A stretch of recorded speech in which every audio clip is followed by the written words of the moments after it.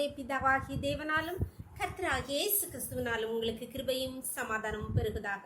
நாளிலும் கூட நமக்கு ஜீவனை தந்ததும் இல்லாமல் தயையும் பாராட்டினார் அல்லவா? அவரை துதிக்கலாமா? தாய் போல தேற்றி, தாய் போல தேற்றி, தந்தை போல ஆற்றி, தோள் மீது சுமந்திடும் என் இயேசுயா.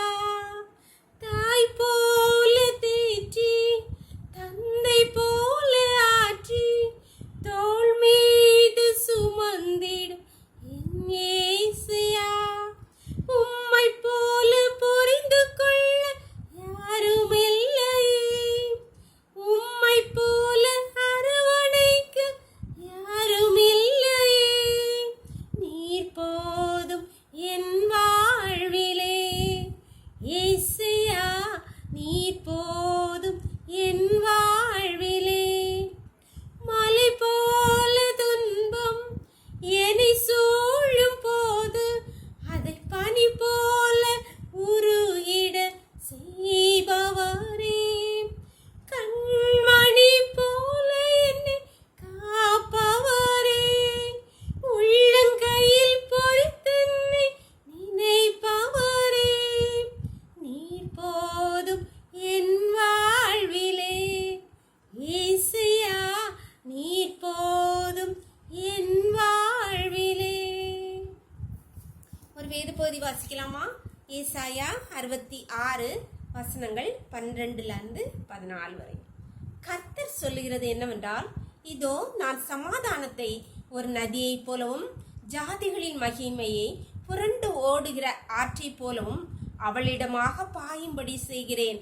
அப்பொழுது நீங்கள் முலைப்பால் குடிப்பீர்கள், இடுப்பில் வைத்து சுமக்கப்படுவீர்கள், முழங்காலில் வைத்து தாலாட்டப்படுவீர்கள். ஒருவனை அவன் தாய் தேற்றுவது போல நான் உங்களை தேற்றுவேன். நீங்கள் எருசலேமிலே தேற்றப்படுவீர்கள். நீங்கள் அதை காணும்போது உங்கள் இருதயம் மகிழ்ந்து உங்கள் எலும்புகள் பசும் புல்லை போல செழிக்கும். அப்பொழுது கர்த்தருடைய ஊழியக்காரரிடத்தில் அவருடைய கரமும் அவருடைய சத்துருக்களிடத்தில் அவருடைய சினமும் அறியப்படும். இங்கே கர்த்தராகிய ஆண்டவர் ஏசாயா தீர்க்கதரிசியை கொண்டு சொல்லுகிறார், நீங்கள் எருசலேமிலே தேற்றப்படுவீர்கள். ஒரு தாய் தேற்றுவது போல நான் உங்களை தேற்றுவேன். மடியில் வைத்து தாளாட்டுவேன், பாலூட்டி சீராட்டி. ஐயோ, என்ன அழகு! ஒரு தாயை செய்வது போல பாலூட்டி சீராட்டி அரவணைத்து தாய் போல தேற்றுவேன். பிள்ளைங்களை அடித்து எதுக்கோ அழும்போது அம்மா அழகாக தேற்றுவாங்க. போட்டு போட்டு போட்டு நாளைக்கு நான் அதை வாங்கி தரேன், இதை வாங்கி தரேன் அப்படியெல்லாம் சொல்லி தேற்றி பிள்ளைய அப்படி ஒரு தாய் எப்படி தேற்றுவாங்களோ அதை போல நம்மளை தேற்றுவேன், சீராட்டுவேன், பாலூட்டி அரவணைப்பேன் என்று சொல்கிறார். இப்பேற்பட்ட ஒரு தேவனை தானே நாம் ஆராதிக்கிறோம். அவர் நமக்கு இருக்கும்போது நம்ம எதற்கு கவலைப்பட வேண்டும்? தாய் போல தேற்றுகிறார். அவரிடத்தில் உங்கள் கவலைகளை எல்லாம் சொல்லிவிடுங்கள், உங்களை மடியில் வைத்து சுமப்பேன்னு சொல்கிறார். நம்ம சுமக்கிற ஒருத்தர் இருக்கிறார். தேற்றுகிறது மட்டுமல்ல, ஆற்றுகிறது மட்டுமல்ல, உங்களை சுமப்பேன். அப்பொழுது உங்கள் இருதயம் மகிழ்ந்து உங்கள் எலும்புகள் பசும் புல்லை போல் செழிக்கும் என்று சொல்லும். இப்போ ஏற்பட்ட பாக்கியம் அதை அடைய நம்மை அவரிடத்தில் தாயாகிய அவரை தாயாக ஏற்றுக்கொள்ளணும். ஒரு தாயை சொல்வதை பிள்ளை அப்படியே கேட்கும். அதே போல அவர் சொல்வதை கேட்டு நாம் அப்படியே நடக்கிறது போல அப்போ தாய் போல தேற்றி சீராட்டி சுமந்து செல்வார். நமக்கு கவலையே இல்லை. அவரிடத்தில் நம்ம ஒப்பு கொடுக்கலாமா? எங்களை நேசிக்கிறீங்களா அன்பின் பரலோகத்தின் தகப்பனே, தர்மையான நாளுக்காக நன்றி ராஜா, நன்றி ராஜா.